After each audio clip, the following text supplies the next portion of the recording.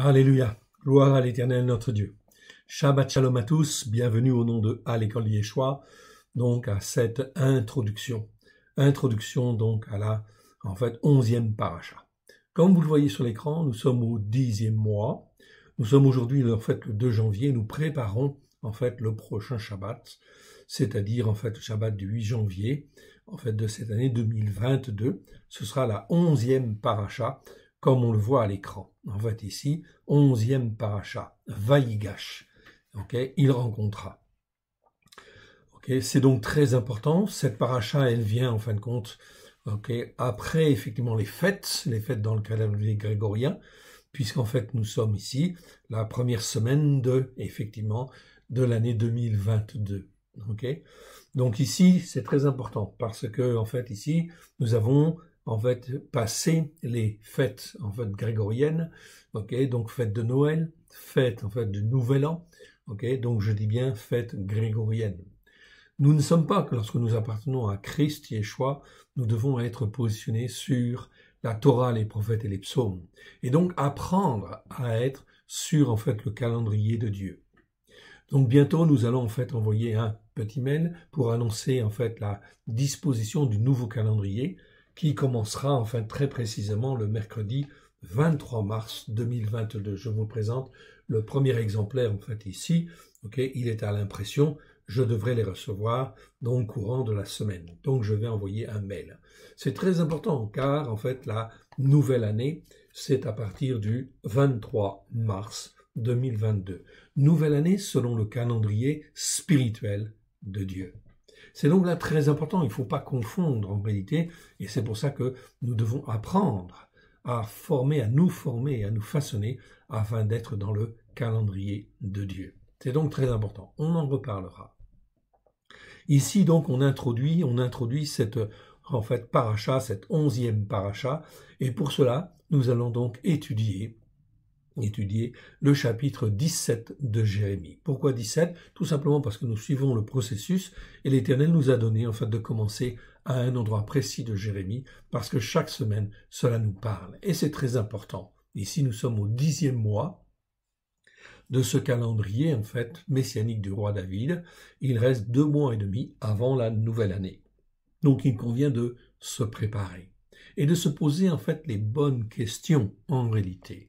Si nous avons célébré Noël, si nous avons célébré ici le Nouvel An, selon le calendrier grégorien, qui dépend de Rome, je vous le rappelle, eh bien, en fin de compte, ça veut dire que nous sommes dans une théologie de remplacement, etc. C'est bien dans un sens, parce que ça nous permet de gérer les choses en fin de compte du monde, mais il faut être conscient que ce n'est pas le calendrier de Dieu. C'est donc très très important de bien comprendre que nous sommes dans le monde, mais nous ne sommes pas de ce monde. Voilà pourquoi le nouveau calendrier qui vient, va nous aider justement en fin de compte à être dans le monde, mais ne pas être de ce monde. C'est donc extrêmement important spirituellement. Donc ici j'y reviendrai, bien évidemment.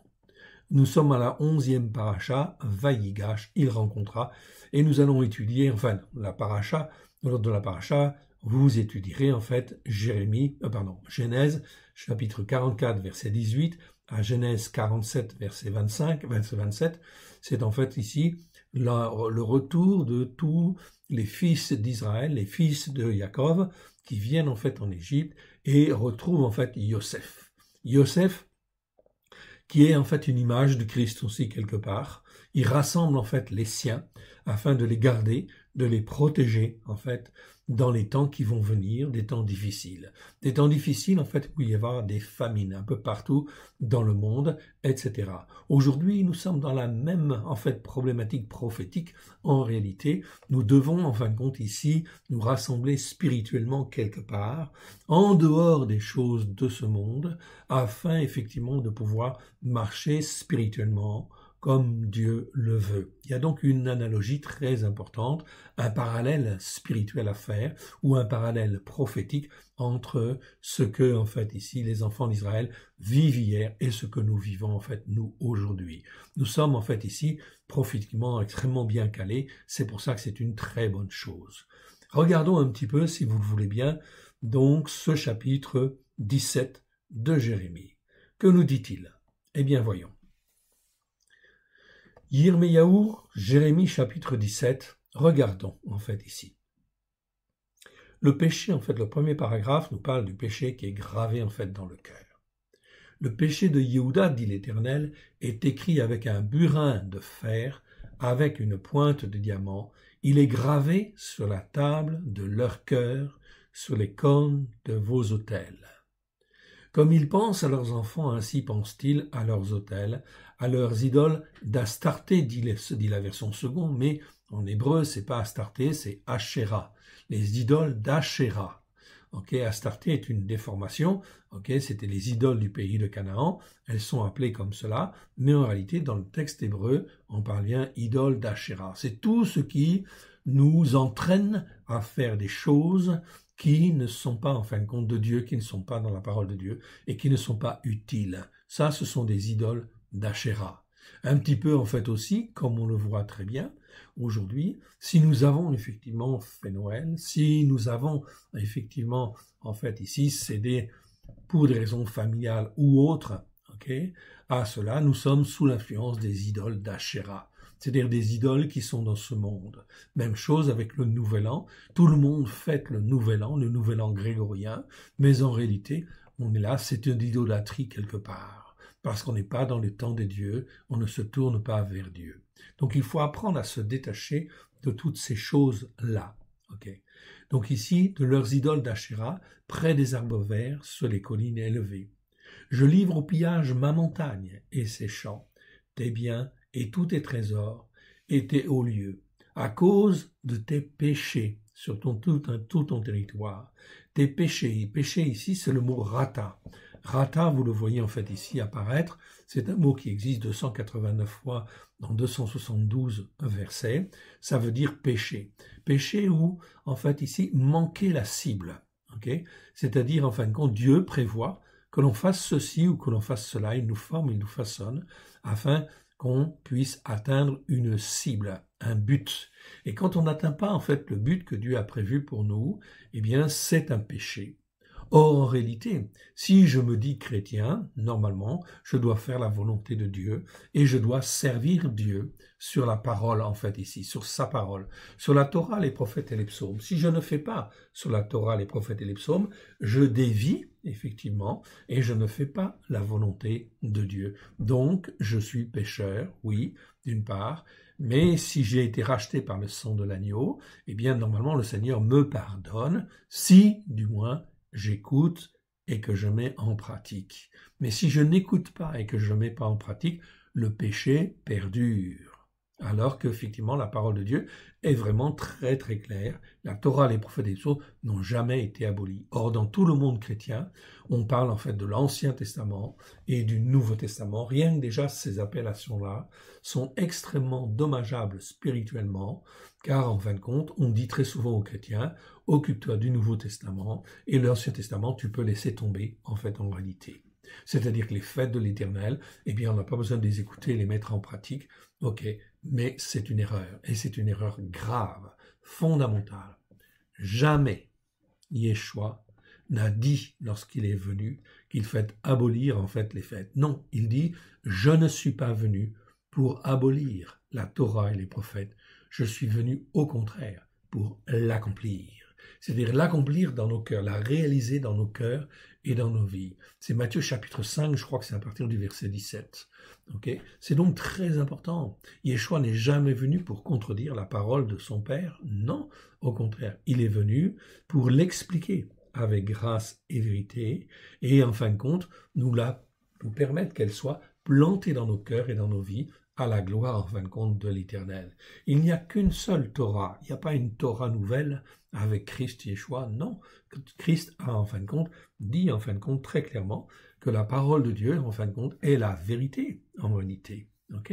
Donc, à partir du moment où Yeshua affirme ces choses-là, on n'a pas à revenir dessus et à inventer toutes sortes de doctrines ou de déviations. Ces déviations, c'est dû, en fin de compte, à ce qu'il y a dans notre cœur. Eh oui. On arrive à cette notion de cœur, en fait, ici. En hébreu, vous avez deux mots pour dire cœur. Vous avez le mot levav, ok, qui parle du cœur, même de l'émotion en fait aussi, etc. Ça, c'est la notion du cœur et la notion de cœur physique. Mais le mot lève, ok, que l'on voit en fin de compte là, ici, au verset 1, ok, le mot lève, ok, je vous le montre ici, ok, en quelques versets. Ce mot en fait ici, lève, existe en fait 592 fois dans les Écritures, dans 549 versets. Le cœur, en fait, ici, c'est le cœur au sens de l'homme intérieur, le siège de ses pensées, de sa volonté, de la compréhension. C'est son cœur intérieur, si vous voulez, tout simplement. C'est en fait comment il est formé au travers, en fin de compte, des âges, en fait ici, donc il grandit, il est petit en fait ici, ok, puis en fait au fil des années, eh bien son homme intérieur grandit, son cœur grandit avec la tradition, ce qu'il reçoit, et il est façonné d'une certaine manière. S'il écoute la parole de Dieu, ok, et qu'il la met en pratique, à ce moment-là, en fait, son cœur, son lève, il est formé et façonné dans le but de s'attacher à Dieu et rester attaché à Dieu. C'est donc très, très, très important, en fait, ici. Parce que si, effectivement, l'homme n'a pas été formé au travers de la parole de Dieu, eh bien, en fin de compte, il va être formé selon la tradition des hommes, ou toutes sortes de doctrines dans lesquelles il a baigné, et son cœur, en fait, en réalité, est déformé. Déformé devant Dieu. Voilà pourquoi, en fait, son cœur doit être renouvelé complètement. Il doit mourir avec Christ, ok, et ressusciter avec Christ. Ce mot lève, en fait, il est différemment traduit, en fait, dans les Écritures. Dans Genèse, en fin de compte, 6, 5, l'Éternel vit que la méchanceté des hommes était grande sur la terre et que toutes les pensées de leur cœur se portaient chaque jour uniquement vers le mal. Donc, dans ce verset, on a bien que les pensées de leur cœur, c'est bien le mot pensée, ici, on est bien d'accord. Mais les pensées de l'homme intérieur se portaient toujours, chaque jour, uniquement vers le mal. Voilà pourquoi Dieu, en fin de compte, a permis, en fait, le déluge. Voici, en fait, les versets où le mot lève est traduit par pensée, en fait, aussi. Le mot lève, vous voyez, dans ce verset ici, dans 2 Chroniques, verset 24, chapitre 24, verset 4, eh bien, le mot lève, qui veut dire cœur, eh bien ici il est traduit par pensée, ok, et c'est pas très bien en fin de compte de le traduire comme ça, ok, mais en réalité ça donne une idée quand même. Après cela, Joas eut la pensée, ou a eu à cœur, de réparer la maison de l'Éternel. Donc dans son cœur intérieur, ok, ce serait mieux de dire comme cela, de réparer la maison de l'Éternel. Jérémie 3,16, lorsque vous aurez multiplié et fructifié dans le pays, en ces jours-là, dit l'Éternel, on ne parlera plus de l'arche de l'alliance, elle ne viendra plus à la pensée, en fait, ici. Donc, effectivement, ici, on parle des temps messianiques. Quand on est avec le Seigneur, ok, notamment le Seigneur Yeshua, eh bien, en fin de compte, on n'a plus besoin, en fin de compte, de rappeler ces choses-là, car toutes ces choses-là étaient comme des symboles, en fait, ici, et en fait, Dieu, par son esprit, nous forme, nous façonne à l'intérieur, afin qu'on puisse s'attacher à lui et rester attaché à lui. On ne se rappellera plus, on ne pensera plus de son absence, et n'en fera point d'autre. Jérémie 7, 31. Regardez bien ce qui est marqué ici, 7, 31. Ils ont bâti des hauts lieux à Tophet, dans la vallée de Ben Hinnom, pour brûler au feu leurs fils et leurs filles, ce que je n'avais point ordonné, ce qui ne m'était point venu à la pensée. Donc vous voyez, le mot lève ici est traduit par pensée. Okay? C'est une erreur, on ne devrait pas le traduire par pensée. N'était pas venu dans mon cœur, en fait, ici, mais dans le cœur spirituel, on est bien d'accord. Jérémie 19, verset 5, ok, ils ont bâti des hauts lieux à Baal pour brûler leurs enfants au feu en holocauste à Baal, ce que je n'avais ni ordonné ni prescrit, ce qui ne m'était point venu à la pensée, même chose que ce que l'on vient de voir. Jérémie 32, verset 35, il ne m'était point venu à la pensée qu'il commettrait de telles horreurs pour faire pécher Yehuda. Donc vous voyez ici, nos traductions, elles sont très faibles, quelque part. Okay, c'est-à-dire qu'en fin de compte, on déforme en fait les mots, et ici, en fait, on traduit le mot lèvre par le mot pensée. Bon, c'est bien l'homme intérieur, on est d'accord, mais c'est ce qui lui vient effectivement dans son cœur, et il a des mauvaises pensées, des pensées déformées, etc. Ok? Proverbe 18, verset 2. Ce n'est pas l'intelligence, ce n'est pas à l'intelligence que l'insensé prend plaisir, c'est à la manifestation de ses pensées, en fait, ici. Ce n'est pas à l'intelligence que l'insensé prend plaisir, c'est à la manifestation de ses pensées, de ses désirs, en fait, on va dire aussi, ou en fin de compte, de ce qu'il y a dans son cœur, en réalité. Donc ici, attention donc aux déformations des Écritures, car en fin de compte, elles nous façonnent. Et bien sûr, si nous avons des traductions qui ne sont pas bonnes, eh bien ça veut dire qu'il faut se poser les bonnes questions et il faut chercher. Mais si je cherche, le Seigneur dit, qui cherche trouve. Donc voilà pourquoi il faut chercher. Mais si on ne cherche pas, eh bien on a en fin de compte les traductions, en fait ici, qui en fait ici sont, comment dire, sont le résultat, le fruit du désir de nos cœurs quelque part. Voilà pourquoi c'est très important de revenir sur les traductions et de recaler en fait les choses d'une manière en fait sérieuse, en fait ici. Donc le cœur, c'est très important. Je vous souligne cet aspect du cœur, en fait, ici. C'est très, très, très important. Très, très important parce que c'est de là que viennent toutes nos erreurs, en réalité. Et qu'il faut vraiment prendre conscience que, en fait, ici, le péché, il est inscrit dans nos cœurs. Donc, si nous avons fait Noël, si nous avons fait, en fait, ici, le Nouvel An, etc., aussi, quelque part, le Nouvel An grégorien, cela veut dire que nous ne sommes pas conscients que spirituellement, il y a quelque chose qui n'est pas bon derrière cela. On est dans la tradition des hommes et on est dans la culture, en fait, ici, catholique, quelque part, dont on ne s'en est pas défait, en fait, ici. Et ça, c'est très dommageable. Parce qu'on fait les choses parce que les autres le font et c'est très mauvais. Voilà pourquoi il faut se remettre en question.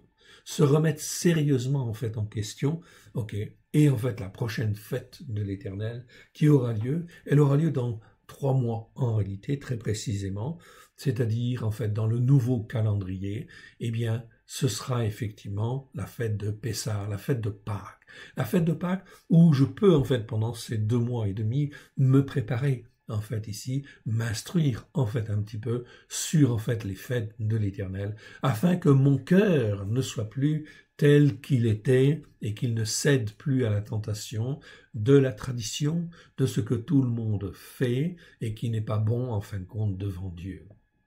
Marc chapitre 7, versets 14 à 23. On l'a lu déjà en fin de compte ce passage, mais on va le relire parce qu'il nous montre bien que tout vient de notre cœur, évidemment. Allons voir dans ce passage. Marc chapitre 7, voilà, ici. Bon, vous le voyez apparaître à l'écran. Donc, c'est en fait ici, vous avez le texte complet en fait ici dans notre nouvelle traduction, en fin de compte, de la Brit Hadasha, de l'Alliance nouvelle, en fait, du Nouveau Testament, qui s'appelle la Torah accomplie. Ce que Dieu veut au travers de Christ, c'est que la Torah soit accomplie dans nos cœurs et dans nos vies. C'est la volonté de Dieu. Beaucoup de versets le confirment et on le montre. On le montre, on le démontre. Il n'y a pas ombre de variation, en fait, dans les Écritures. C'est toujours, en fait, la même chose, le même message qui est donné par l'Éternel, c'est-à-dire celui qui était, qui est et qui sera, ou celui qui est étant tout le temps, le même, c'est l'Éternel, si vous voulez, eh bien, en fin de compte, il a une parole, et cette parole est toujours la même du début jusqu'à la fin. Elle est accomplie au travers de Christ Yeshua, qui est venu accomplir, en fait, la Torah dans nos cœurs et dans nos vies. Cette nouvelle traduction, je vous la recommande. Vous trouverez ces textes, effectivement, dedans. Okay. Voilà pourquoi nous l'avons appelé la Torah accomplie, parce que Christ Yeshua, depuis 2000 ans, a tout accompli. Oui, vous avez bien entendu. Depuis 2000 ans, en fait, ici, c'est accompli afin que tout homme qui croit puisse avoir la vie éternelle, mais non seulement la vie éternelle, qui puisse être béni et béni, béni en abondance. Mon frère, ma sœur, un petit peu de bon sens, ouvre les yeux et regarde si après 2000 ans que ces choses ont été faites, que ces choses existent, que ces choses sont accomplies au travers de Christ Yeshua, est-ce qu'aujourd'hui, l'homme est dans une meilleure situation spirituelle qu'au 1er siècle? Non. D'un point de vue modernisme, oui, bien sûr, nous avons avancé. D'un point de vue technologie, nous avons avancé, oui. Sur beaucoup de choses, nous avons avancé. Mais sur le plan spirituel, nous avons rétrogradé, en fait, ici. Parce que, en fait, ici, au temps où Christ est venu, et les disciples, en fait, enseignaient, la parole de Dieu était enseignée comme elle devait être enseignée. Et elle était enseignée sur la Torah, les prophètes et les psaumes. Je vous le rappelle, d'une manière, en fait, très claire et évidente. Les évangiles ne sont apparus au cours, en fin de compte, des dizaines d'années suivantes. C'est-à-dire qu'en fait, l'ensemble de ce qu'on appelle, ce que les nations appellent le Nouveau Testament, n'existait pas, n'était pas rassemblé, en fait, pratiquement au 1er siècle. Okay? Ce n'est qu'au courant du 2e, voire 3e siècle, que l'ensemble, en fait, des écrits du Nouveau Testament vont constituer, en fait, un ensemble. Oui, mais jusqu'à ce temps-là, toutes les disciples enseignaient sur la Torah, les prophètes et les psaumes.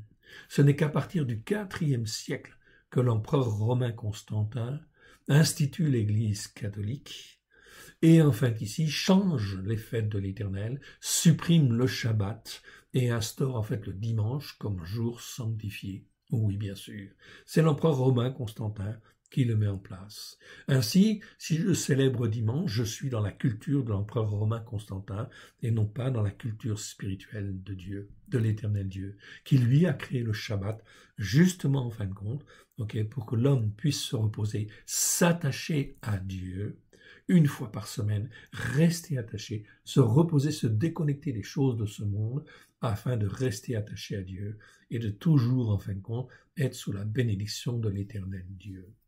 Voilà donc des choses en fait très importantes. On est en fait ici dans ce que l'on a dans notre cœur, dans notre lèvre, dans notre cœur spirituel, dans notre homme intérieur en réalité. Ici, regardons, Yeshua parle de tout ce qui corrompt le cœur de l'homme. Je ne parle pas du cœur en fin de compte physique, je parle du cœur spirituel de l'homme. Que ce soit en français, que ce soit en fait en grec, il n'y a qu'un seul mot pour dire cœur. En hébreu, vous avez plusieurs mots pour dire cœur. On parle du cœur physique en fait ici, ou les émotions, etc. C'est toujours les vaves. Mais quand en fait on parle du cœur spirituel, du cœur de l'homme, au sens de ce qu'il est à l'intérieur, comment il est formé, façonné, c'est le mot lève, qui est très courant dans la Bible. Plus de 500 fois, je vous l'ai montré tout à l'heure. Regardez en fait ici ce que Yeshua dit. Et en fait, il va parler de ce cœur spirituel, de ce cœur de notre être intérieur.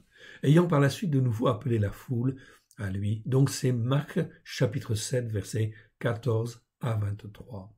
Ayant par la suite de nouveau appelé la foule à lui, il dit « Écoutez-moi tous et comprenez. Il n'est hors de l'homme rien qui entre en lui puisse le souiller, mais ce qui sort de l'homme, c'est ce qui le souille. Si quelqu'un a des oreilles pour entendre, qu'il entende. » Lorsqu'il fut entré dans la maison, loin de la foule, ses disciples interrogèrent sur cette parabole. Il leur dit « Vous aussi, êtes-vous donc sans intelligence ?» Donc il dit bien « sans intelligence » ici. C'est-à-dire que vous ne comprenez pas, vous passez à côté en fait des choses, vous êtes sans intelligence. Ne percevez-vous pas avec l'esprit. Ici, le mot percevoir avec l'esprit, c'est pas, en fait, on ne peut pas le traduire par comprendre. C'est en fin de compte le mot noéo. Vous l'avez en fait juste en dessous. Ici, noéo, entre parenthèses. Vous le voyez, je vous le montre. Noéo, c'est un verbe grec qui existe 14 fois dans 14 versets. C'est toujours traduit en fait par comprenez. Comprenez-vous pas? Êtes-vous encore sans intelligence? Ne comprenez-vous pas? Faites attention. Comprenez-vous? Comprenez-vous? Faites attention. Comprenne, considère, représentez, pensons, comprenne, comprend, reconnaissons. Ce mot-là, est traduit en fait ici comme cela dans la version seconde. La SNG ou la NG. Vous pouvez vérifier parce que j'ai pris en fin de compte ces exemples dans cette version-là. Parce qu'au départ, j'étais formé en fait aussi là-dessus. Et je me suis aperçu qu'en fin de compte, c'est pas tout à fait ça. En fait, c'est pas comprendre, c'est percevoir avec l'esprit.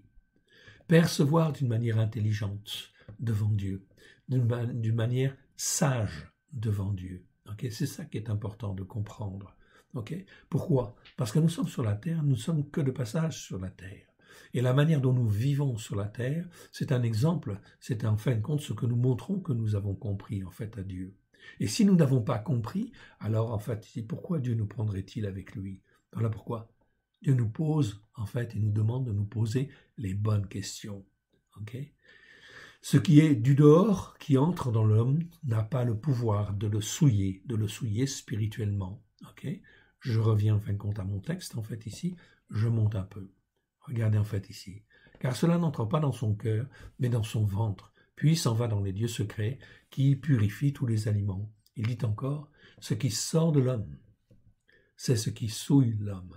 En effet, c'est du dedans, c'est du cœur de l'homme, du cœur spirituel, on est bien d'accord, pas de notre cœur physique, mais de notre cœur, c'est-à-dire la manière dont nous avons été formés, façonnés, dans notre cœur intérieur, de notre homme intérieur, des sortes qui sortent des mauvais quoi? Mauvais raisonnements. Okay? Donc là, tous les mots, il faut vraiment faire attention en fait aux mots qui sont utilisés. Okay? Donc ces mots-là, nous les avons détaillés, oui bien sûr. Nous les avons repris en fait dans cette traduction. Nous les avons tous étudiés, les uns après les autres, et effectivement, nous les avons recalés. Okay? Donc les mauvais raisonnements. Okay? Raisonnement, c'est dialogismos. Les adultères, ça va de soi, on comprend. Les débauches, oui. Les meurtres, en fait, ici. Donc ici, dans nos Bibles, c'est marqué impudicité. Mais qui comprend le mot impudicité? Non, c'est tout ce qui est débauche. Les meurtres, on comprend. Les vols, les mauvaises pratiques pour avoir le bien d'autrui, ou pour avoir plus que les autres. Parfois, certains mots, en fait, ici, eh bien, en fait, on est obligé de les détailler un peu plus pour bien comprendre. Les mauvaises pratiques pour avoir le bien d'autrui, la convoitise, si vous voulez, ou pour avoir plus que les autres. Okay? Donc là, c'est déjà un petit peu différent, d'avoir plus que les autres. C'est-à-dire qu'il y a de l'orgueil, en fait, bon derrière, qui joue. Tout cela, c'est mauvais, très mauvais. Tout ça, ça vient de notre cœur, en fait, ici, intérieur. Et toutes ces choses-là, eh bien, ça doit être émondé, en fait, ici. Émondé devant le Seigneur. On ne doit plus avoir ce genre de choses et il faut chasser les mauvais esprits s'il y en a, etc. et qui nous poussent en fait à ça. Il faut donc en fait ici avoir un cœur qui soit travaillé, façonné, un cœur spirituel.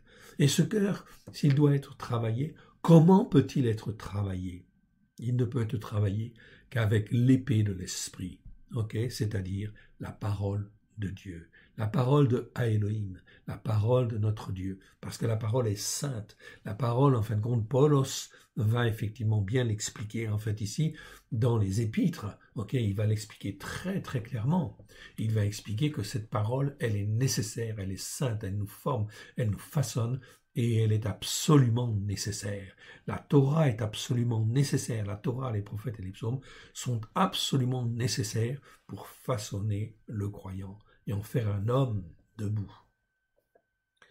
Ensuite, les méchancetés sous l'influence du malin. Et oui, ici c'est traduit dans nos Bibles, vous pouvez regarder perversité, mais c'est pas bon.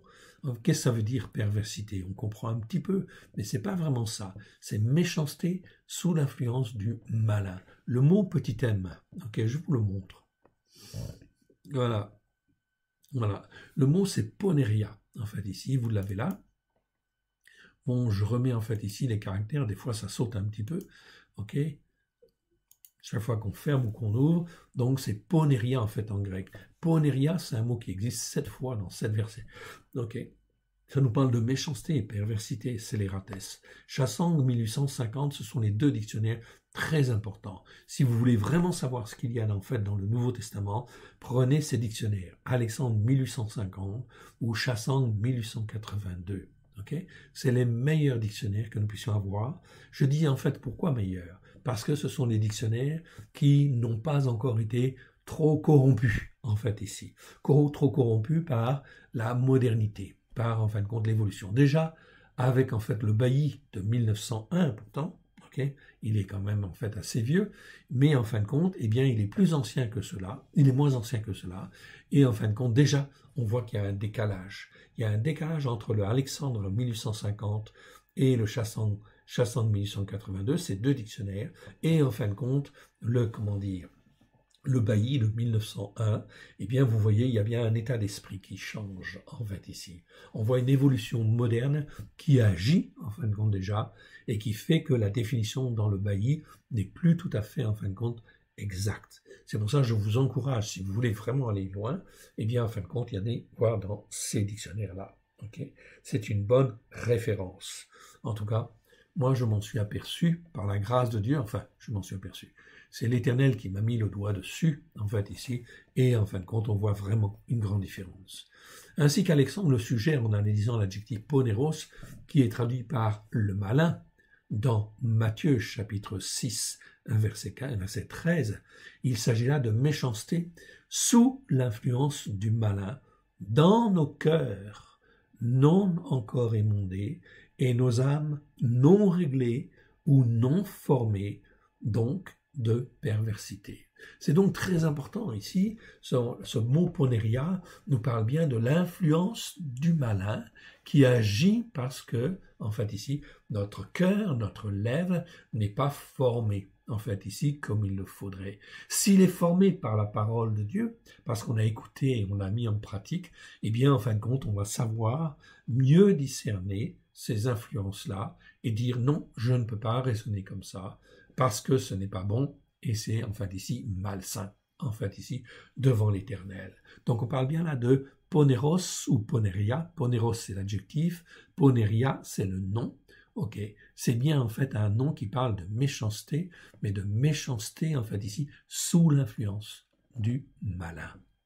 C'est donc extrêmement important de bien comprendre ça. Si effectivement, donc je suis effectivement, voilà. Si je suis en fin de compte dans la parole de Dieu, je suis né de nouveau, j'ai donné mon cœur et ma vie à Yeshua, je me nourris de la parole de Dieu, de toute la parole de Dieu, de la Genèse à l'Apocalypse, eh bien en fin de compte dans mon cœur, en fait ici, eh bien je n'ai aucun problème, le Seigneur va me garder. Et toutes les méchancetés sous l'influence du malin n'auront pas d'effet ou très peu d'effet, parce que au travers de ma conscience et en fait surtout de l'Esprit de Dieu va me garder. Si je veux rester attaché à Dieu, eh bien à ce moment-là, l'Esprit de Dieu va me garder, inévitablement. Ça, c'est une certitude.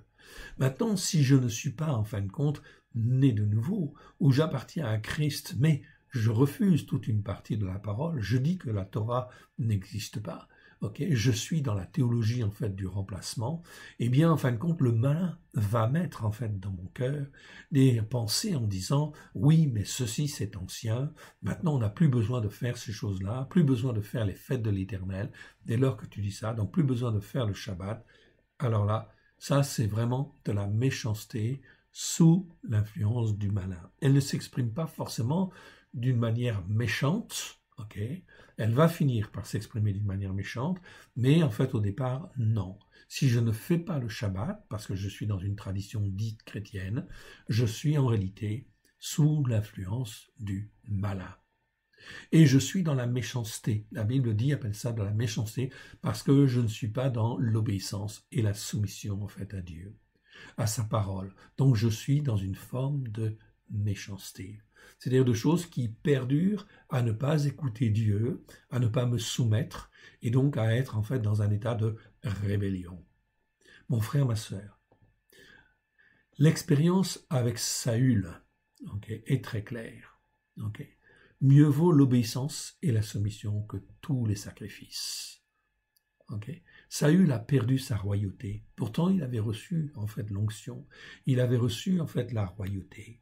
Mais ayant désobéi à Dieu, ne s'étant pas soumis en fin de compte pleinement à Dieu, eh bien le résultat des courses, c'est qu'il a perdu. Il a perdu son héritage. Oui, son héritage spirituel. Voilà qui est en fin de compte ici extrêmement grave. Voilà pourquoi beaucoup de croyants, en fait, peuvent perdre en fait leur héritage et en fin de compte, il faut rester accroché à Dieu, s'attacher à Dieu. Ensuite, on a les paroles trompeuses. Bon, ça peut être les fraudes, mais c'est mieux de dire les paroles trompeuses. Je ne vais pas rentrer trop dans le détail parce qu'on a déjà en fin de compte un peu fait, c'est déjà ce passage, on l'a déjà étudié. Une conduite non réglée et insolente. Ok, c'est mieux que dérèglement, c'est une conduite non réglée et insolente. Le regard envieux, sous l'influence du malin, toujours. Ok, l'arrogance qui dédaigne les autres, la folie, toutes ces choses mauvaises sous l'influence du malin. On dit bien en fait ici mauvaise, mais c'est sous l'influence du malin. Ici, on a l'adjectif, en fait ici. Sortent du dedans et souillent l'homme.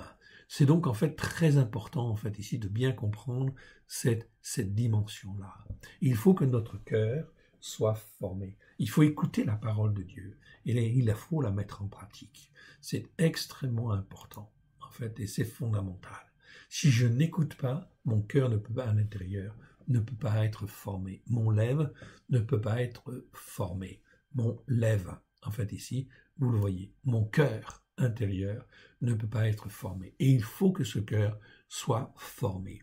Ça, c'est uniquement une question d'écoute et de pratique, de persévérance à lire la parole de Dieu et à simplement l'écouter et la mettre en pratique avec grâce et vérité. Verset 3. Le Seigneur dit en fait ici, à propos en fin de compte ici de son peuple, « Je livre au pillage ma montagne et ses champs, tes biens, tous tes trésors et tes hauts lieux à cause de tes péchés. » Verset 4. « Tu perdras par ta faute l'héritage que je t'avais donné. » Ok, c'est très important. Dieu y donne. Dès lors qu'on donne son cœur et sa vie à Yeshua, eh bien Dieu il nous donne tout. Tout ce dont, en fin de compte, il avait prévu pour nous, il nous le donne. Voilà pourquoi nous le recevons, en fin de compte. Nous recevons un gros paquet, une belle promesse. Et effectivement, il faut que cette promesse se réalise dans nos cœurs et dans nos vies. Voilà pourquoi il faut écouter et il faut mettre en pratique. Sinon, ça va poser un problème. Je t'asservirai à ton ennemi dans un pays que tu ne connais pas, car vous avez allumé le feu de ma colère, il brûlera toujours. Mon frère, ma sœur, ici il est dit, vous avez allumé le feu de ma colère, et il brûlera toujours. Mon frère, ma sœur, ne crois pas que ce qui se passe depuis, en fait, ici, quelques mois, en fait, ces récentes années, avec le Covid-19, donc ça veut dire que toute la planète est touchée, en fait, ici, par ces infections, ces pandémies. Ok, qu'est-ce que c'est pour toi, derrière? Derrière cela, c'est quoi? C'est l'expression, en fin de compte, du feu, de la colère, de Dieu, qui brûle, oui. Il a commencé de brûler, et cela s'aggrave de plus en plus. Cela s'aggrave, bien évidemment, en fait, ici, nous sommes à la 5e, en fait, épidémie, si je puis dire. Ok, tout le monde le voit. Mais mon frère, ma sœur, nous sommes dans le monde, mais nous ne sommes pas de ce monde. Voilà pourquoi il convient de bien comprendre que si nous devons vivre dans un monde perverti, d'autres ont vécu, en fin de compte, dans un monde perverti, mais la seule chose qui leur a permis de survivre, c'est de s'attacher à autre chose qui n'était pas de ce monde. Voilà pourquoi nous devons nous attacher à l'Éternel Dieu, à notre Dieu, écouter et mettre en pratique sa parole avec grâce et vérité. C'est donc extrêmement important parce que nous sommes appelés en fait à être des témoins de la vérité dans les temps qui viennent. Voilà pourquoi nous ne devons pas nous confier non plus dans le vaccin, non plus, parce que ça c'est une solution d'homme, en fait, ici, quelque part. Sauf si Dieu vous dit de le faire, en fait, ici, ou il le permet, mais en principe, en fait, non, en fait, ici. Parce que c'est une solution d'homme, et en fait, cette solution d'homme contribue, en fin de compte, à faire que l'homme se place sa confiance dans les vaccins, et puis, en fait, plaçant sa confiance dans les vaccins, il ne sait même pas quelles vont être les conséquences, en fait, de ces vaccins, et de ces vaccins, et de ces revaccins, etc., ou, en fin de compte, quelque part, ça va être, en fait, ici, extrêmement grave. Mon frère, ma sœur, on ne touche pas à l'ADN des gens, on ne touche pas à la personnalité des gens sans qu'il y ait des conséquences graves. On ne joue pas à l'apprenti sorcier, en fait ici, sans qu'il y ait des conséquences graves. L'Éternel Dieu est en train d'interpeller tous les hommes de la terre afin de dire « Repentez-vous, car le règne de Dieu approche. Le règne de Elohim approche. Voilà pourquoi il convient de se poser les bonnes questions. Et les bonnes questions, c'est la repentance, en fait, ici. Repentez-vous, car le règne de Dieu est proche. S'il vous plaît, dites cela autour de vous, en fait, ici, si vous le pouvez, en fait, ici, mais c'est ça qui est très important. C'est le vrai problème, c'est une question de repentance. Continuons ce chapitre, ici. Donc, chapitre 17 de Jérémie, et nous sommes au verset 5 à 8. Lisons ce passage. « Ainsi parle l'Éternel, maudit soit l'homme fait. » L'homme fait, c'est le Guéber, c'est l'homme qui est mature, normalement, qui est censé, en fait, ici, comment dire, avoir un cœur qui est formé, un cœur spirituel. Maudit soit l'homme fait, qui se confie dans un descendant d'Adam, dans une solution que les hommes, en fin de compte, forment ou façonnent. Ok, ici, c'est bien, en fait, une solution sans Dieu, en fait, ici, qui se confie dans un descendant d'Adam. Chaque fois que nous avons le mot Adam dans notre traduction ici, nous avons toujours mis en fin de compte Adam ou descendant d'Adam. Oui, parce que ça c'est l'homme naturel, ce n'est pas l'homme spirituel. Donc si je me confie en fait ici, je suis dans un homme fait, donc un Geber en fait en hébreu, eh bien je dois me confier en fait en Dieu et en fait me confier en sa parole et faire ce qu'il me demande de faire, être là où il veut que je sois et que je fasse sa volonté. Je suis racheté au travers de Christ. Si je suis racheté au travers de Christ, c'est pour faire la volonté de Dieu. Oui, bien sûr, dans les temps qui viennent. Si je me confie en fait dans un descendant d'Adam, qui prend en fait la chair pour son appui et qui détourne son cœur, donc son cœur spirituel de l'Éternel, ici, maudit soit, et bien que cet homme-là soit maudit. C'est-à-dire que la malédiction vienne sur lui. C'est la parole de Dieu qui le dit. Il est comme un misérable dans le désert. Il ne voit point arriver le bonheur. Il habite les lieux brûlés du désert, une terre salée et sans habitants. Par contre, verset 7, là on oppose celui qui écoute, en fait, Dieu. Par contre, béni soit l'homme fait, l'homme instruit, l'homme mature, en fait, ici, qui se confie en l'Éternel et dont l'Éternel est l'espérance. On est là dans la marche par la foi, en fait, ici. C'est donc très, très important. Verset 8, il est comme un arbre planté près des courants d'eau, près des eaux, qui étend ses racines vers le courant. Il n'aperçoit point la chaleur quand elle vient, et son feuillage reste vert. Dans l'année de la sécheresse, il n'a point de crainte, il ne cesse de porter du fruit. Mon frère, ma sœur, cela parle de soi-même, bien évidemment, en fait ici. On comprend tout de suite, en fait ici, si je place ma confiance en l'Éternel Dieu, au travers de Christ Yeshua qui m'a racheté, en fait ici, eh bien, en fin de compte, à ce moment-là, je n'ai rien à craindre. Il faut que je sois prudent quand même, il faut être prudent, il ne faut pas faire n'importe quoi, il ne faut pas provoquer Dieu par une attitude, en fait ici, insensée. Non, il faut être sage, il faut être intelligent, mais je place ma confiance en l'Éternel Dieu. Verset 9, le cœur, ici c'est toujours le mot lève, donc le cœur spirituel, la manière dont on a été formé à l'intérieur. Le cœur est tortueux par-dessus tout, il est méchant, qui peut le connaître? Moi, l'Éternel, j'éprouve le cœur. Donc l'Éternel éprouve le cœur, il sait très bien où nous en sommes, et les uns et les autres. Et pour lui, ce n'est pas un problème. Quelle que soit la situation de notre cœur, ce n'est pas pour lui un problème. C'est un problème pour nous-mêmes. J'éprouve le cœur, je sonde les reins, pour rendre à chacun selon ses voies, selon le fruit de ses œuvres. Donc là, c'est vraiment très très clair. C'est un passage en fait fondamental en fait ici de l'Écriture. Oui, bien sûr. Moi, l'Éternel, j'éprouve le cœur, je sonde les reins pour rendre à chacun selon ses voies, selon le fruit de ses œuvres. Comme une perdrix qui couve ses œufs, qui couvre des œufs qu'elle n'a point pondus, tel est celui qui acquiert des richesses sans avoir un juste jugement. C'est donc très important. Ici, c'est injustement dans nos Bibles, mais en fait, le mot, en fait, ici, parle de mishpat. Mishpat, c'est avoir un juste jugement. Comment je peux avoir un juste jugement? Mon frère, ma sœur, il n'y a pas 36 solutions. Il faut lire la parole de Dieu, écouter la parole de Dieu, la mettre en pratique, et en fait, Dieu nous apprend à avoir un juste jugement. Il dit qu'il nous forme, il nous façonne de manière à ce que dans notre cœur spirituel, nous puissions avoir tous les éléments pour pouvoir juger. Dieu veut nous former au travers de Christ Yeshua.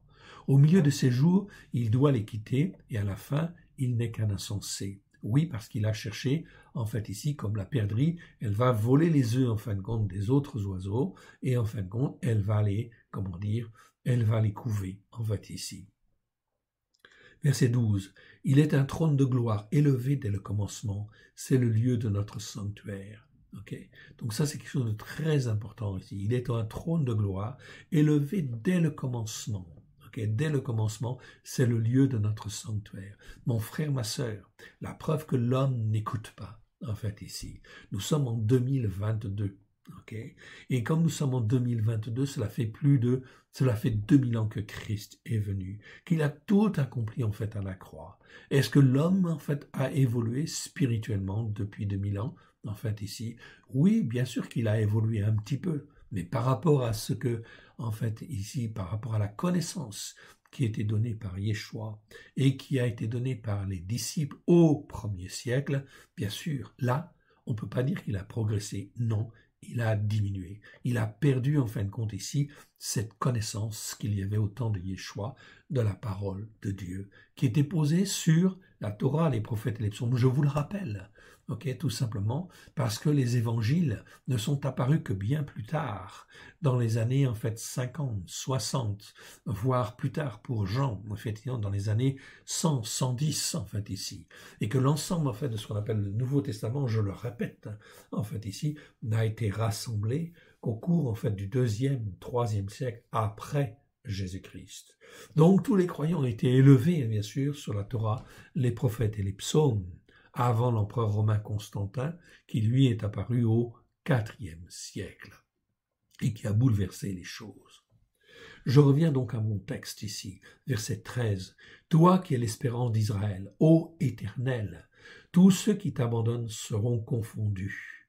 Ceux qui se détournent de moi seront inscrits sur la terre, car ils abandonnent la source d'eau vive, l'Éternel. » C'est très important ce verset-là. Toi qui es l'espérance d'Israël. L'Éternel, c'est l'espérance d'Israël. Oui, on est bien d'accord. Mais c'est l'espérance d'Israël au sens large du terme, c'est-à-dire, ça comprend les Juifs, en fait, ici, qui croient, mais ça comprend, puisqu'on parle de l'espérance, mais ça comprend aussi tous les gens des nations qui sont greffés sur la racine d'Israël. Vous avez bien entendu, tous les enfants des nations qui sont greffés sur la racine d'Israël, oui bien sûr, au travers de Christ Yeshua. Toi qui es l'espérance d'Israël, ô Éternel, tous ceux qui t'abandonnent seront confondus. Donc tous ceux qui abandonnent en fin de compte l'Éternel seront confondus. Ceux qui se détournent de moi seront inscrits sur la terre. C'est-à-dire qu'ils vont mourir en fait ici, mais ils n'ont qu'une espérance en fait de vivre dans les cieux. Ils seront inscrits sur la terre et ils mourront en fait ici. Okay. Ils n'auront pas en fait le royaume de Dieu. Ça c'est Dieu qui le dit en fait ici. Okay. Car ils abandonnent la source d'eau vive. Il ne faut jamais abandonner la source d'eau vive. La source d'eau vive, bien sûr, c'est l'Éternel. C'est écrit ici. Et au travers, en fin de compte, de l'Éternel, elle s'exprime au travers de Yeshua, oui, bien sûr, qui est, en fin de compte, bien sûr, l'eau vive, en fait, ici, qui nous a été donnée il y a 2000 ans. Malheureusement, en fait, ici, depuis 2000 ans, on n'écoute pas cette eau vive, en fait, ici, comme il le faudrait. Verset 14. « Guéris-moi, ô Éternel, et je serai guéri. Sauve-moi, et je serai sauvé. Car tu es ma gloire. Voici, ils me disent, où est la parole de l'Éternel? Qu'elle s'accomplisse donc. Et moi, pour t'obéir, je n'ai pas refusé d'être pasteur. Je n'ai pas non plus désiré le jour du malheur. Tu le sais, ce qui est sorti de mes lèvres a été découvert devant toi. Ne sois pas pour moi un sujet d'effroi. Toi, mon refuge au jour du malheur. Que mes persécuteurs soient confus, que je ne sois pas confus, qu'ils tremblent et que je ne tremble pas, moi. Fais venir sur eux le malheur, le jour du malheur, frappe-les d'une double plaie. Mon frère, ma sœur, Bien sûr que les temps vont être difficiles, très difficiles. Bien sûr que nous pouvons avoir des temps de faiblesse. Jérémie, en fait, en a eu, en fait, ici. Vous le voyez, en fait, ici. Oui, parce qu'il est tout seul. C'est un prophète où, en fin de compte, il est, en fait, dans Israël, et Israël n'écoute pas et ne met pas en pratique. Il y a de la perversion partout. Le système religieux, en fait, est perverti. Ça va entraîner, en fait, des conséquences graves, la destruction de Jérusalem, et, en fait, la déportation d'une grande partie des Juifs, un tiers des Juifs. Oui, bien sûr. Ok. Déportation d'un tiers des Juifs, un tiers sont partis, en fait, ici, ok, sont dispersés, en fait, déjà, enfin, sont déjà partis, en fait, ici, et puis un tiers, en fait, ici, va être dispersé. Un tiers emmené en captivité, un tiers dispersé, et en fin de compte, un tiers en sont déjà partis. Je serai guéri. Guéris-moi, ô Éternel, et je serai guéri. Sauve-moi, et je serai sauvé, car tu es ma gloire. Jérémie place sa confiance en l'Éternel. Okay, il place sa confiance en l'Éternel et il va être gardé, oui bien sûr, il ne va pas être emmené en captivité, même en fin de compte les ennemis. Nebuchadnezzar va dire j'ai entendu parler de Jérémie, etc. Gardez-le en fait ici, en vie, ne touchez pas à cet homme, etc. L'Éternel l'a gardé jusqu'au bout, en fait ici. C'est donc très important de bien comprendre que nous devons faire la volonté de Dieu, apprendre à faire la volonté de Dieu. On va aller dans le psaume 125, juste en fin de compte pour aller voir. Psaume 125. Voilà ce que nous dit ce psaume. Alors, psaume 125, le voici. Ceux qui se confient en l'Éternel sont comme la montagne de Sion. Elle ne chancelle point, elle est affermie pour toujours. Mon frère, ma sœur, il faut placer sa confiance en l'Éternel Dieu. Placer sa confiance, en fin de compte, dans la parole de Dieu et, en fin de compte, faire que notre foi puisse être tirée vers le haut afin de ne pas être ébranlée par tout ce qui arrive et tout ce qui vient, bien évidemment. C'est donc très important. Ceux qui se confient en l'Éternel sont comme la montagne de Sion. Elle ne chancelle point, elle est affermie pour toujours. Des montagnes entourent Yerushalayim. Ainsi, l'Éternel entoure son peuple dès maintenant et à jamais. Donc il y a comme une protection, en fait, ici, que l'Éternel met autour de nous, en fait, ici. Car le sceptre de la méchanceté ne restera pas sur le lot des justes, afin que les justes ne tendent pas les mains vers l'iniquité meurtrière. Ici, en hébreu, c'est un mot qui n'est pas très courant, c'est le mot avlata. Ici, on n'en fait pas la distinction la plupart du temps dans nos traductions. On traduit ce mot-là comme un certain nombre d'autres mots par iniquité. Iniquité, c'est avon. Ok, avon. Dieu, en fin de compte, au travers de Christ Yeshua, pardonne nos péchés, pardonne nos transgressions, pardonne nos iniquités, avon, si, en fait, nous les reconnaissons et si nous avons un cœur repentant. Là, il n'y a pas de problème. Péché, transgression et iniquité. Mais les autres formes, aven, avlata, comme ceci en fait ici, il y en a à peu près 6 ou 7 à peu près. Ces formes en fait là, ce sont des formes d'iniquité dont on ne revient pas. Okay. Donc voilà pourquoi on peut dire iniquité meurtrière, avlata par exemple. Eh bien jamais dans la Bible, aucune personne qui en fait est dans ces pratiques-là, okay, ne revient à l'Éternel. Il faut donc faire attention, c'est l'Écriture qui nous le montre et qui en fait est très claire là-dessus. Il ne faut pas tomber en fait là-dedans. Donc quand je suis dans le péché, les transgressions et les iniquités, il faut revenir de ces états-là parce que sinon je peux glisser dans des états en fin de compte beaucoup plus graves. Dans l'aven, aven que l'on ne traduira pas par iniquité mais qu'on traduira par injustice dans nos traductions de manière à bien faire la différence entre le mot aven, le mot avon, pardon, et le mot aven. Ça s'écrit presque pareil, mais c'est pas tout à fait pareil. Okay, et effectivement, c'est très important. Quand on bascule dans la veine, okay, là, en fin de compte, ça devient très, très, très grave. On ne peut pas revenir de ces iniquités-là, hein, de ces injustices, formes d'injustice-là.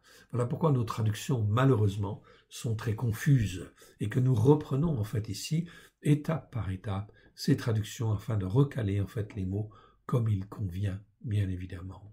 C'est donc très important. Écoutez les enseignements en fait, ici, que nous avons sur la chaîne YouTube à l'école de Yeshua. En fait, ils sont déjà, en fin de compte, assez, comment dire, assez costauds et, en fait, nous permettent d'aller plus loin. Prenez du temps, écoutez et surtout, écoutez et mettez en pratique avec grâce et vérité, avec simplicité de cœur. Non, Dieu ne vous demande pas de faire parfaitement, Dieu vous demande d'avoir un cœur repentant et de revenir à lui afin effectivement, d'apprendre à être ses enfants, à faire sa volonté. C'est donc très important. Ici, on parle en fin de compte de l'iniquité meurtrière, avlata, en fait ici. Donc c'est une iniquité qui est très grave, qui est meurtrière tout simplement. Ok, c'est mieux que simplement iniquité. L'Éternel, verset 4, répand tes bienfaits sur les bons et sur ceux dont le cœur est droit. Voilà un autre mot qui est traduit par cœur, c'est libar. Ça, c'est une forme en fait très rare, on la verra en fait une autre fois. Et droite, dont le cœur est droit. Mais ceux qui s'engagent dans des voies détournées, que l'Éternel les détruise avec ceux qui pratiquent l'injustice. Ici, on a le mot aven. Aven. Ici, vous avez avlata, ok, ou holot au pluriel, ok, qu'on traduit ici par iniquité meurtrière. Et ici, le mot aven. Aven, qui n'est pas avon, en fait, ici. Avon, c'est iniquité. Ici, on est dans l'aven, ok. Alors, je vous le montre, en fait, ici. Ok. Vous avez, en fait, ici, voilà, les différentes formes d'iniquité. Vous avez, en fait, ici, au petit b, avel, avla, avlata, olata, etc. Toutes ces formes, en fait, là, nous parlent d'injustice flagrante, ce qui n'est absolument pas droit, injustice dans un discours, injustice en général, fraude, perversion, mais ce sont des injustices, en fait, très graves, en fait, ici, quelque part. Ok.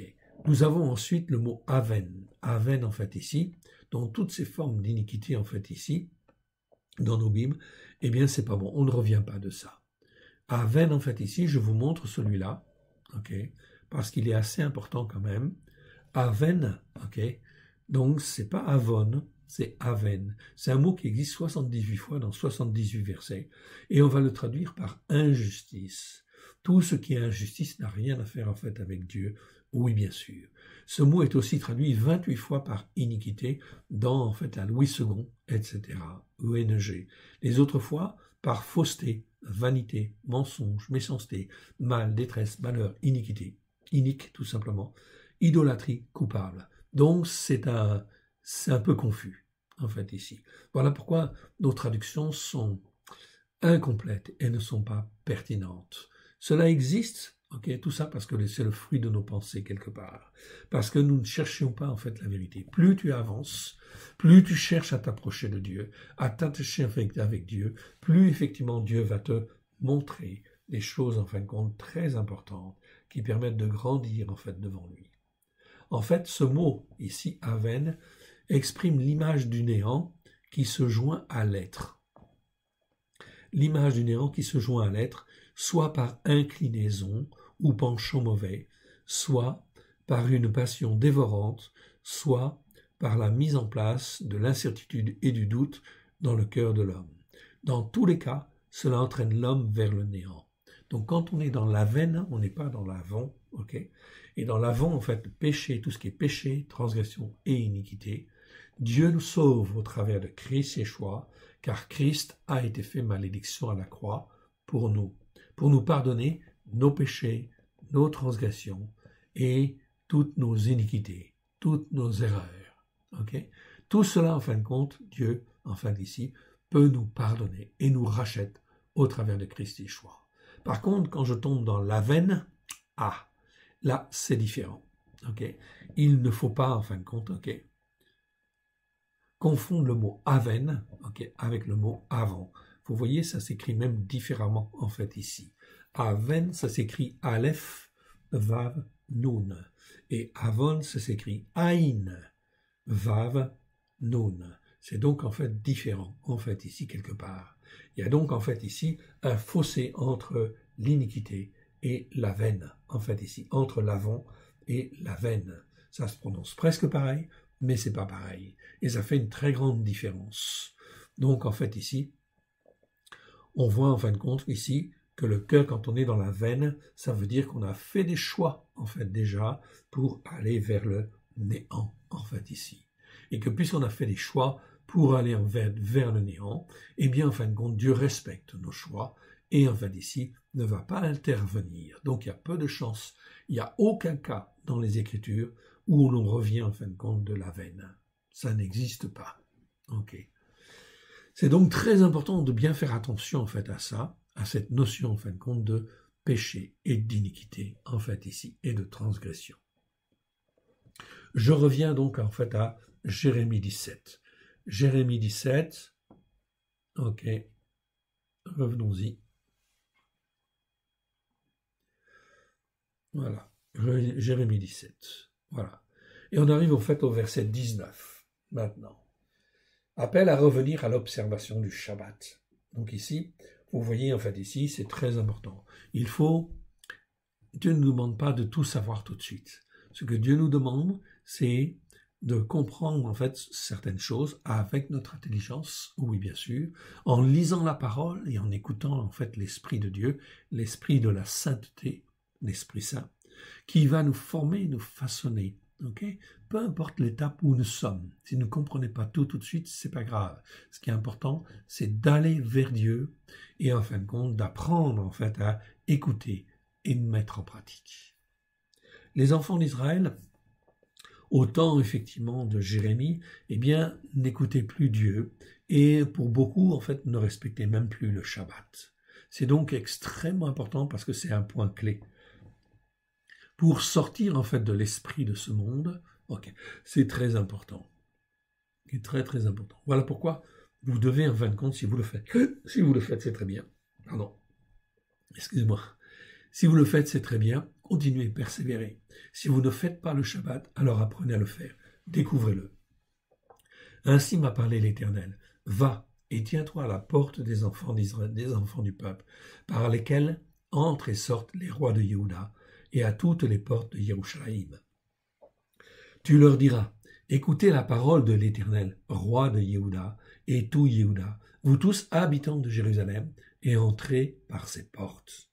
Ainsi parle l'Éternel, prenez garde à vos âmes, ne portez point de fardeau le jour du Shabbat, et n'en introduisez point par les portes de Yerushalayim. Ne sortez de vos maisons aucun fardeau le jour du Shabbat, et ne faites aucun ouvrage. Mais sanctifiez le jour du Shabbat comme je l'ai ordonné à vos pères.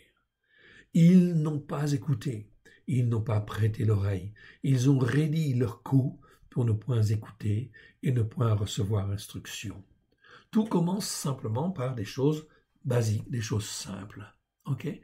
Si tu écoutes, en fait, ici, et que tu mets en pratique, si tu commences à mettre le Shabbat, nous avons fait des petits guides sur comment vivre le Shabbat, etc. Ça existe sur notre site, en fait, ici, Internet, www.alécoleyeshua.com. Vous pouvez donc, en fait, ici, les regarder, étudier et apprendre, tout simplement, avec simplicité de cœur. Ici, même les Juifs de l'époque ne faisaient pas le Shabbat, ne faisaient pas tous, en fait, le Shabbat. Résultat des courses, ça entraînait des conséquences graves. Verset 24. Si vous m'écoutez, déclaration de l'Éternel, ici, Ne'um Adonai, c'est une déclaration officielle. Okay? Si vous n'introduisez point de fardeau par les portes de cette ville le jour du Shabbat, si vous sanctifiez le jour du Shabbat pour ne point faire aucun ouvrage ce jour-là, alors entreront par les portes de cette ville les rois et les princes assis sur le trône de David, montés sur des chars et sur des chevaux, eux et leurs princes, les hommes de Yehuda et les habitants de Yerushalayim, et cette ville sera habitée à toujours. Autrement dit, en fait ici, Dieu promet bénédiction, bien sûr. C'est-à-dire que même si aujourd'hui, en fait ici, eh bien nous apprenons à faire Shabbat, Dieu va faire venir, en fait ici, la bénédiction. Et la bénédiction avec, en fait, ici, la puissance, en fin de compte, qui va avec Dieu pour nous protéger et nous garder du coronavirus, de toutes ces infections-là, de toutes ces choses mauvaises. Pourquoi? Parce que nous écoutons et que nous mettons en pratique. On viendra des villes de Yehuda, verset 26, et des environs de Yerushalayim, du pays de Binyamin, de la vallée, de la montagne, du Midi, pour amener des sacrifices d'élévation. Pour honorer Dieu, en fait, ici, eh bien, en fin de compte, on amènera des sacrifices d'élévation et des victimes. Pour apporter des offrandes et de l'encens, et pour offrir des sacrifices d'action de grâce dans la maison de l'Éternel. Hier, il y avait la maison de l'Éternel. Aujourd'hui, la maison de l'Éternel, c'est nous-mêmes, puisque nous devenons le temple en fait, du Saint-Esprit. Les choses ont évolué, oui bien sûr, mais dans notre temple, dans notre maison, dans notre cœur, nous devons faire en fait le Shabbat. Nous devons faire les fêtes de l'Éternel, nous attacher en fait à Dieu et rester attachés à Dieu. Ceci contribue à une chose essentielle, évidemment, c'est d'être dans le monde, comme des témoins, mais de ne pas être de ce monde. Donc quand je fais le Shabbat, je fais les fêtes de l'Éternel, eh bien en fait je m'instruis, je me façonne, je suis attaché en fait à Dieu, je suis dans le monde et je m'aperçois effectivement que la puissance de Dieu est là, elle me protège, elle me garde et que je peux témoigner. Témoigner en fin de compte parce que Dieu, l'Éternel Dieu est un Dieu bon. Il veut sauver. Donc l'Éternel Dieu se cherche des hommes et des femmes qui soient bien ancrés sur la Torah, les prophètes et les psaumes, à la lumière de Yeshua pour être des témoins de sa vérité. Car Dieu veut sauver en fait ici, de la corruption qui est en train de venir, des ténèbres qui sont en train de se répandre, oui bien sûr, dont Dieu cherche des hommes et des femmes qui ont un cœur simple, un cœur pour aimer, un cœur pour obéir et se soumettre. Verset 27. Mais si vous n'écoutez pas quand je vous ordonne de sanctifier le jour de Shabbat, de sanctifier ça veut dire le mettre à part, le jour de Shabbat, de ne porter aucun fardeau, de ne point en introduire par les portes de Yerushalayim le jour du Shabbat, alors j'allumerai un feu aux portes de la ville. Il dévorera les palais de Yerushalayim et il ne s'éteindra point. Mon frère, ma sœur, voilà ce que l'Éternel Dieu nous dit ici. Donc il dit qu'il y aura des malédictions qui vont se répandre et un feu, en fait ici, le feu de sa colère va s'allumer. Va s'allumer. Alors j'allumerai un feu aux portes de la ville, un feu, le feu de la colère de Dieu. Mon frère, ma sœur, on peut même dire déjà que depuis que le monde est interpellé, depuis en fait ici, ces derniers mois, ces dernières années, est interpellé par les différentes épidémies, infections, nous voyons déjà que le feu de la colère de Dieu, en fait ici, est allumé. Il s'allume, oui bien sûr, et en fait il prend feu à droite et à gauche. Oui, il se répand.